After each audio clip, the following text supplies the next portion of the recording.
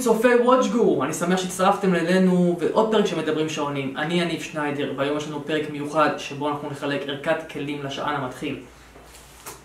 זו הערכה, אותה אנחנו נחלק, וכמובן כל מה שעליכם לעשות כדי לזכות בערכה הזאת הוא לספר לנו ממש כאן בתגובות למה דווקא לכם מגיע לזכות בערכה. בואו נתחיל ונגיע לנושא של הפרק, והוא איך משתמשים בערכת כלים לשען המתחיל.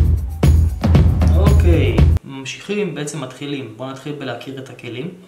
הכלי הראשון הוא פותחן של קייסים, מאוד פשוטים. מדובר בפותחן של קייסים של שעוני קוורץ בדרך כלל. יש להם מגרת קטנה כזאת, אנחנו נדגים בקרוב. אותו דבר בדיוק, אבל גם יכול להשתמש בו לפרק רצועות אור. הכלי הזה הוא למעשה דוחף פינים. נשמע טוב, נכון? אז ברצועות כאלה יש פינים, זה נקרא פוש פינס, ואותם דוחפים כדי לפרק חוליות. הכלי הבא הוא פותחן של קייסים, אבל בהברגה. אוקיי? מרכיבים כאלה, בהתאם לקייס שאתם רוצים.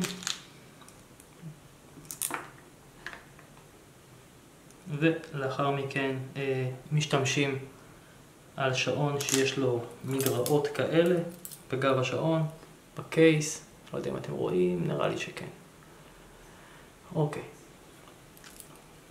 הבא בתור, פינצטה. אם תרצו להרים כל מיני דברים קטנים, תרצו להרים ברגים קטנים, לשים אותם בתוך השעון. אנחנו עדיין לא מגיעים לשלב הזה של התעסקות בתוך השעון, אבל עדיין זה נוח, גם אם תרצו לתפוס כאלה צירים קטנטנים, אז זה יעזור לכם. הכלי הבא מדבר על גם חילוץ של דברים קטנים, זאת אומרת חילוץ פינים, חילוץ נגיעות בדברים קטנים, גם למקומות האלה. פטיש קטן, פטיש הענים, מצד אחד פלסטיק, מצד אחד מתכתי, יעזור לנו בהמשך לדפוק בחזרה את הפינים למקום שלהם. וקייס הולדר. קייס הולדר הוא לא נועד לעשות מה שהוא עשה עד עכשיו, שזה להחזיק לי את המברקונים. הוא נועד פשוט להחזיק את הקייס, שלא יברח לנו ככה, בצורה הזאת, שהוא אחר כך גם, אנחנו נדגים בדיוק איך זה עובד. אנחנו מקבלים עם הסט עוד 3 מברגים. הם מברגים שטוחים רגילים. הם נועדו לעזור לנו גם בפתיחת ברגים שבפנים, שבתוך המנגנון, וגם אם צריך, אז להשתמש בהם כאן לחלקים האלה, למרות שלא נחוץ. ויש לנו פה יחד עם הערכה הזאת כל מיני שטיפטים, אנחנו קוראים להם ספרינג ברס באנגלית, בעברית בעגה המקומית שטיפטים, צירים. זהו, עכשיו נתחיל להשתמש. מתחילים בהדגמות. שלב ראשון, לפתוח קייס של שעון קוורץ, אמור להיות פשוט, אמור להיות קליל. לוקחים את הכלי הזה, פשוט דוחפים פה באיזשהו מקום. אנחנו צריכים לראות אם יש פה גם מדרגה כזאת, במקרה הזה אין. אנחנו פשוט נחלוץ אותו.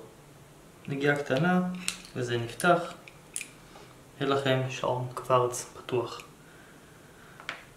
המכשיר הבא. הסכין, העולר הזה, עוזר לנו מאוד לפרק רצועות כאלה. מאוד פשוט, מכניסים פה בקטנה, הופ, זה יצא, צד שני, אותו סיפור, הופ, יצא, זהו, מאוד פשוט. בשלב הבא, אנחנו רוצים לדעת איך עובד המכשיר הזה, איך הוא חולץ למעשה את הפינים. מרכיבים אותו בצורה כזאת, את הרצועה, עד שאתם רואים את האזור שאתם רוצים לדחוף. יש פה אזורים, יש פה פשוט פינים קטנים שרואים אותם, ומסובבים. אוקיי? הופ, ויצא מפה הפין. עוד שנייה נראה לכם יותר מקרוב. מוצאים את זה בחזרה החוצה.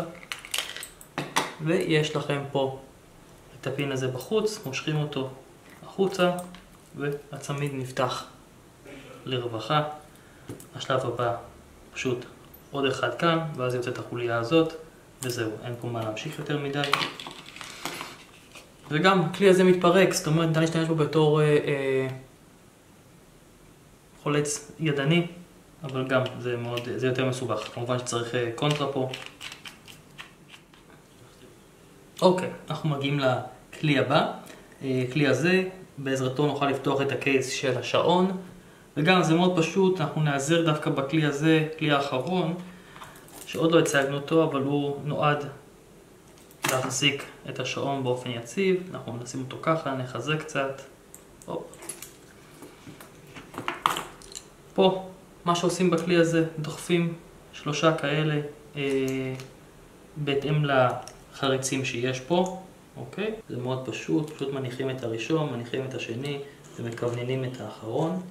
אוקיי? סובבים שיהיה טיפה יותר הדוק, מסובבים. והקייס נפתח, לא אמור להיות מסובך בכלל. אוקיי, נעזוב את זה כאן. הקייס מסתובב. אם אתם רוצים משהו שיעזור לכם לדחוף את זה כשזה כבר מוברג, אז דבר כזה, אל תשתמש בפלסטיק כדי לא לשרוט. אין לי פה עוד כלים חוץ מזה, אבל זה מספיק לנו.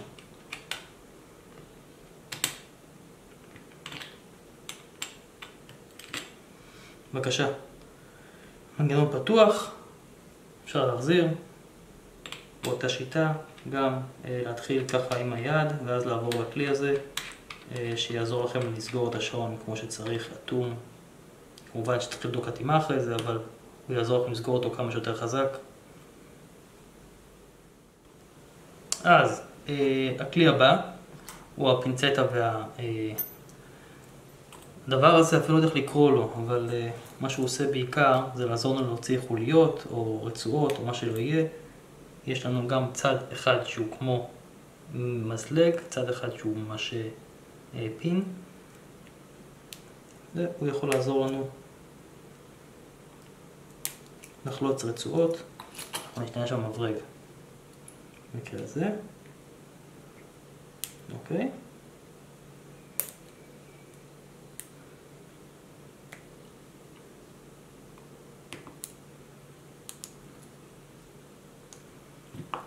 אוקיי, ואז חלצנו את הרצועה, אפשר גם לצד השני, מאוד פשוט, אין פה, פשוט צריך להכניס את הצד היותר חד לחלק לגב השעון, זה פשוט נתפס בפין,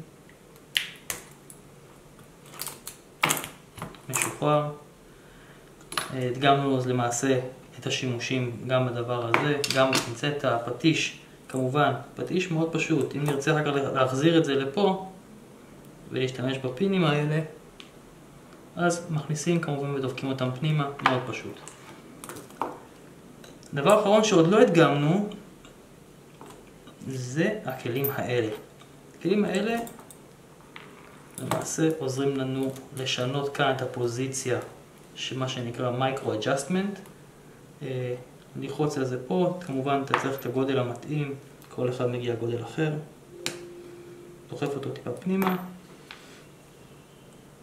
הנה זה הגודל הנכון.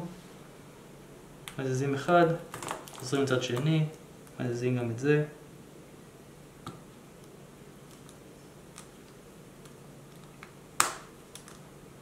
ופה למעשה הגדלנו את הרצועה מבלי להשתמש באף כלי אחר, מבלי להוריד חוליות או להוסיף חוליות. זהו, עד כאן. תודה רבה. אוקיי חברים, אני מקווה שאהבתם את הסרטון, מצאתם אותו שימושי. אני מזכיר לכם לא לחכות, לספר לנו כבר עכשיו בתגובות למה דווקא לכם מגיע לזכות בערכה הזאת. אחד מכם יקבל אותה בדואר כבר שבוע הבא. תודה רבה שצפיתם ונתראה בפרק הבא.